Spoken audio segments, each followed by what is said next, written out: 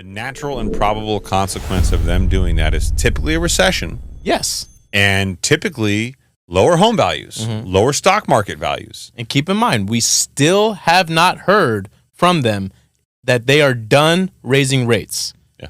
That has not been declared yet. So everyone's still waiting on that. Well, and they're also waiting on home prices. According to CNN Business, the housing market looks like a bubble, a 2008 regulator says, but not just any 2008 regulator. The median home price of an existing home stood at just $278,200 in August of 2019. According to the National Association of Realtors, that figure has since spiked to $407,100 as of August of 2023. That's a big jump from $278,200 to $407,100. Yeah, man. Talk about a bubble. That's a classic supply and demand imbalance. Blair told CNN in a phone interview. Have any idea of which Blair I'm talking about? Sheila Bair. I think it's Bair. Sheila Bair, sorry. Yeah. Who had front row seat to this whole subprime mortgage meltdown, by the way. She served as a federal regulator in the mid-2000s housing bubble when it popped, nearly taking down the entire financial system, said home prices today are, quote, bubbly from years of rock-bottom mortgage rates. I mean, none of this is rocket science. We all know that. Yeah. But her perspective is interesting. The good news is that Bair does not see a repeat of the busting of the mid-2000 housing bubble, which set the stage for the Great Recession. That's in part because a typical homeowner today has more equity in their homes than a homeowner during that time. Only 1.1 million homes, or 2% of all mortgage properties, owed more on their mortgages than their home was worth in September, according to CoreLogic. That's a small number compared to the share of properties underwater during the subprime mortgage crisis, which topped out at 26% in the fourth quarter of 2009. According to CoreLogic's equity analysis, which began in the third quarter of 2009. So think about that, right? Only 2% of all homes, and what that said is the amount of money they owe being more than the value of their home. Only 2%. That's not enough units to come online, and people aren't going to just be willing to walk away, right? But they're not going to have to walk away. Here's what I'll tell you comes up. Okay. And I'm more certain about this now than ever before. A lot of people said, Chris, the supply and demand issue, if there's not enough sales, then you can't get value to go down. And if values aren't going down because there's not enough sales, there's not enough inventory in the market, what's going to drive people to sell their property and get out of these mortgage rates? And I'll tell you exactly what's going to happen. It's getting really, really hard to get things like a home equity line of credit. Very, very difficult because there's a credit tightening cycle happening right now. Used to be you can go get investment property loans, and there are all sorts of different hybrid loans out there. And those are going farther and farther away, if not non-existent in some circumstances. As this credit tightening cycle starts, you're going to need cash out of your property. You're going to want to get a second trust deed. Banks aren't going to want to give you one. So let me ask you a question real quick just to backtrack on that. So we know that credit tightening has begun for banks, right? And it's becoming more and more difficult to get one of those home equity lines of credit to maybe tap into your equity to pay off some of your debts. Because most people want to keep their first trust deed, their first loan at a low interest rate, call it sub 4%. Right. And they're like, okay, well, I'll get a home equity line of credit and I'll use that because I've got this historic high household payments. I've got this historic high auto loans, and we'll get into auto loans later on. I've got, all this debt that I'm being, surrounded by, and I was counting on my student loans being completely forgiven, and they're not. And now I'm in a situation where I need to tap something for money. My savings has been depleted because I've got all this debt. Right. Where do I go? The one place that all Americans apparently can go, if you listen to Ms. Bair here, and that's the equity in their home. Right. And that's what the CEO of Apollo said, that people are going to be tapping into their equity. So what is something that the banks are doing? What are some of the guidelines you think that they're doing to make it harder? Are they just saying we're not taking applications right now? Or is it that, no, the qualifying process is even more strict? So it's a twofold effect. Part number one is simple. We talked about it already. If people have more debt and their incomes have not grown with inflation, that means their debt to income ratio is getting higher in the debt side and lower on the income side, which means it's just in and of itself going to be harder for you to qualify for loans because your cash flow is more constrained. You've just got more debt. Okay. The second part about it is the banks are going to start making their requirements a little bit more strict. They're going to say, hey, I need to see proof of this and proof of that. I need to see extra income. And one of the things, it's a classic and old cliche rule in banking is when you need a loan, you can't get one. Mm-hmm. And when you don't need one, you can get one. Right. And the sad part is there's some truth in that to qualify for a loan, you need to have a good financial position. And if you're in a good financial position, a lot of people would say, well, I don't need a loan then. Right. That's the whole point. So without being too technical, what I'll say is this, is banks are going to make their requirements for debt to income a little bit more strict. They're going to make the requirements for extra liquidity on hand a little more strict. They're going to keep their loan to value, their maximum amount they'll give you in leverage on your property, a little bit lower so that they have more cushion in the event that values do go down. And all those things mean it's going to be very, very difficult to get a home equity line of credit because now you got to qualify with all these factors in place. But and everybody wants to keep their low first trustee loan, right?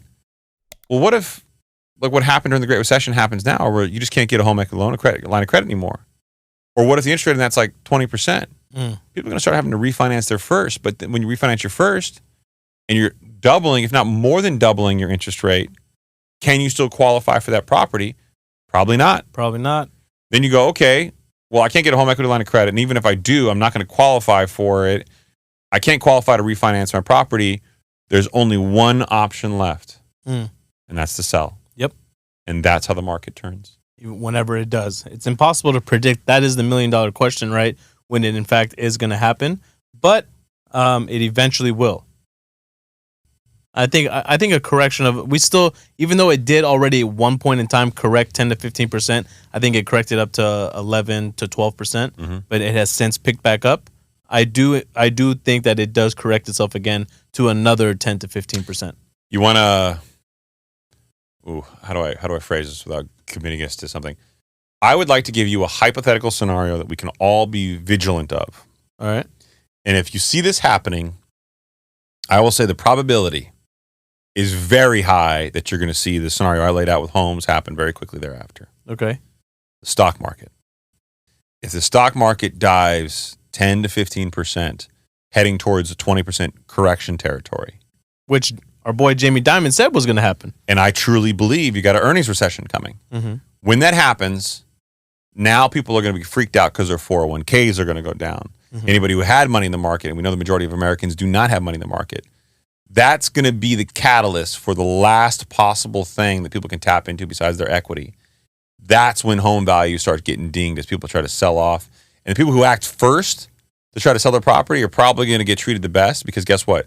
You take a small price deduction to motivate somebody to come buy your house. But that's where it starts. It's where it starts. Right. And then now you got to compete with somebody else to get a deduction. You take a little farther deduction, and then it winds up being a full-on buyer's market. And it could really bring values down. And I do expect to see values come down. I'm not as dovish as some of this analysis from Bair suggested that we wouldn't see the same type of correction. I don't know that we'll see a huge housing foreclosure situation, but I do think you're going to see a volume of supply in the market pick up pretty significantly. Yeah, because what happened in 2008, right? 2.9 million homes came online. Yeah. Right? So many people were defaulting at that point. So it would take something astronomical that we haven't been able to see, right? That would be the catalyst to this for something like that to happen. Like unemployment, because we know that the lag effects truly haven't shown themselves yet, right? So far with the rising of interest rates, it initially hurt the financial system. It affected, the tech sector, right? We saw those layoffs, but it takes time for it to work itself through into all the different sectors. Yeah, it really does. And it's I look at this as a rolling recession still. I think that was one of the things we talked about a while back. I think that's what we're in.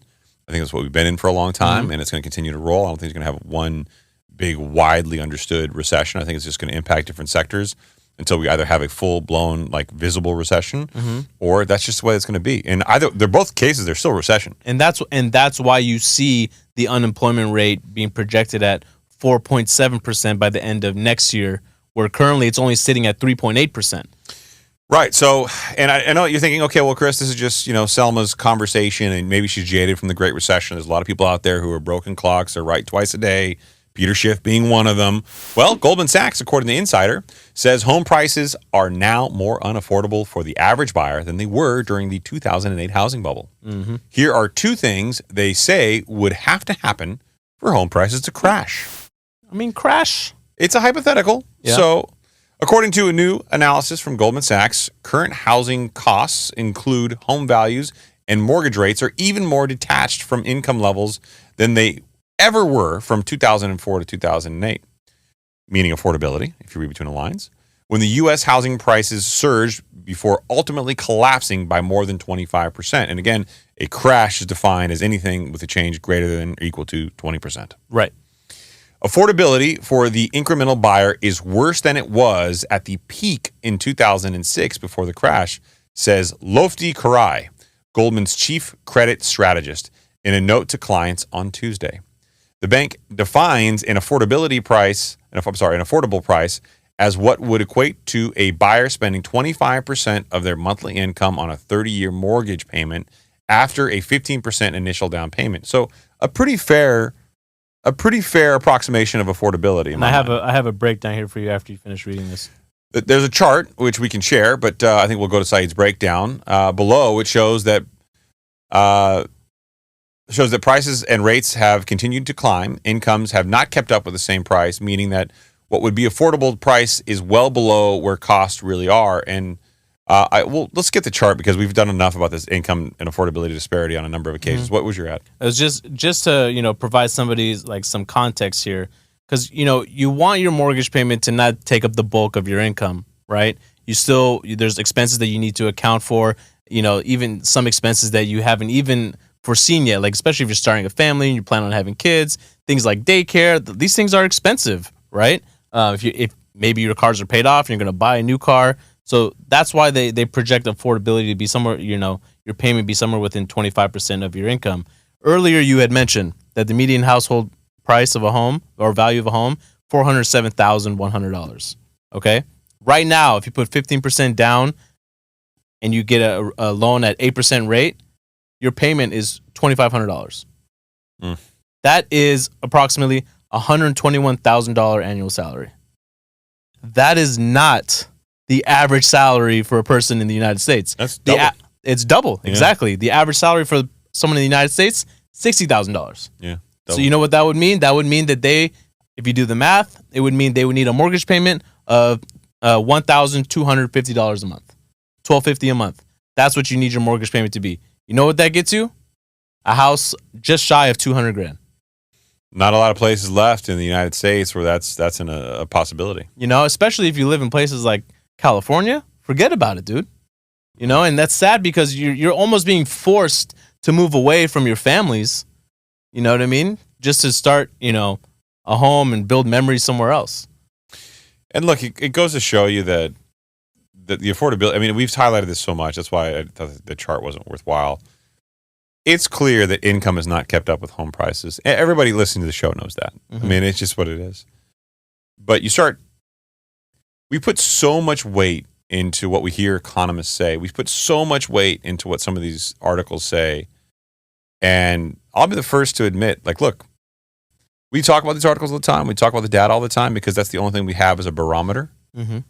But we feel it more tactilely in real life every single day with what we feel and what we see. Your gut instincts on these things, you might not be an economist, but you're probably fucking right. Mm-hmm. If you feel like things are getting tighter, it's because they are.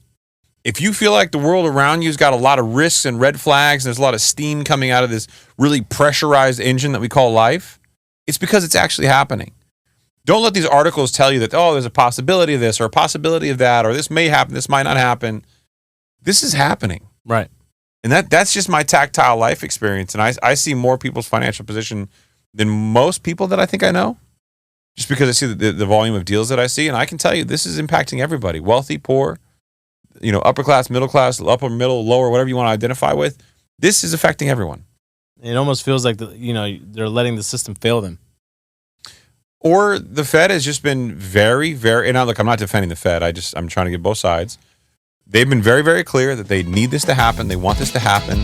I don't think they've been as honest because, look,